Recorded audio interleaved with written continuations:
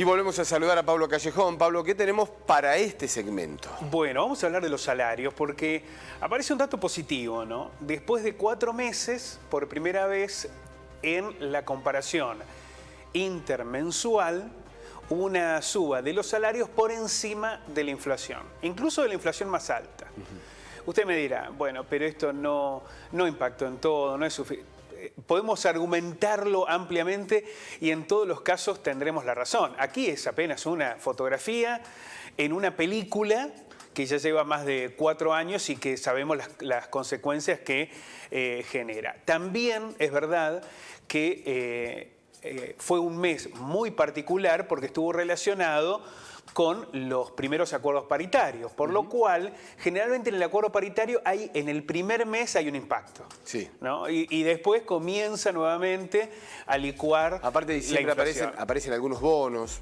Efectivamente, entonces hay que tomarlo muy con pinza porque también hay que tener en cuenta que en el primer cuatrimestre perdieron los salarios frente a la inflación. Es decir, que estamos hablando de un mes en un cuatrimestre donde hubo una pérdida y en una comparación interanual donde la mejora es muy leve en relación a la inflación, casi que diríamos que había una paridad, pero en medio de un escenario muy heterogéneo, pensando en los trabajadores informales, pero dentro de los trabajadores formales, los privados, que tienen algunos sectores que han ganado más y otros que han ganado menos, y en el caso de los públicos también, ¿no? Hay provincias que han dado aumentos muy importantes y otras que no.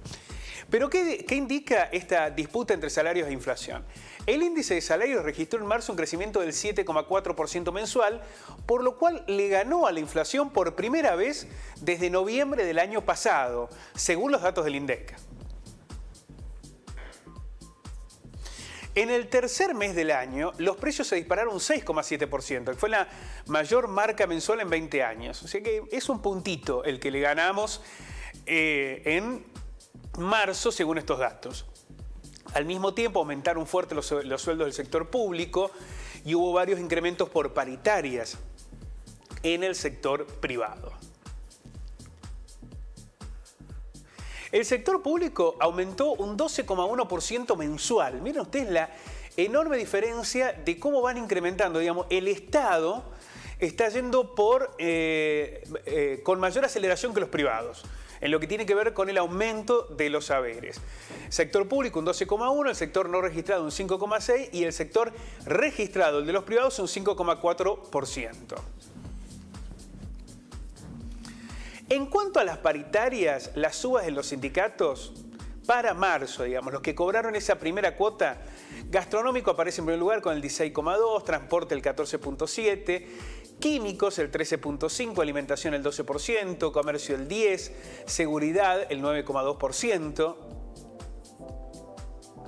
construcción el 8,2%, textiles el 7,4%, sanidad el 6,7%, madera el 6%, calzados el 5%, carnes el 5%, metalúrgicos el 5% y encargado de edificio el 2,3%. ¿Por qué ponemos tantos ejemplos? Porque es muy importante señalar la heterogeneidad. Vos tenés un gremio que gana el 16 y otro gana el 2. Bueno, ese es el escenario en la puja distributiva en la que algunos gremios tienen la capacidad de alcanzar mejores acuerdos y otros la van peleando muy rezagados, ¿no? Es un ejemplo muy gráfico el que presentábamos recién. Pese al repunto de marzo, en el acumulado de los primeros 3 meses del 2022, los salarios subieron un 14,9% contra una inflación del 16%.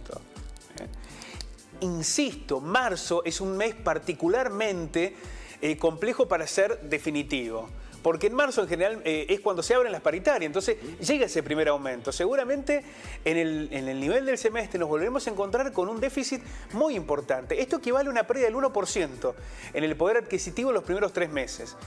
Cuando uno hace la comparación interanual, los salarios crecieron el 55,8% y la inflación el 55,1%, es decir, una paridad. Los salarios no le están ganando a la inflación, no lo están haciendo. Y este es un dato central para pensar, bueno, ¿dónde se está yendo la riqueza? Este crecimiento económico, los recursos de este crecimiento económico, ¿a dónde van? ¿Quién se los queda? En esa puja distributiva, es evidente que los salarios no están siendo los beneficiados. Bueno, es el dato que ha revelado este informe del INDEC.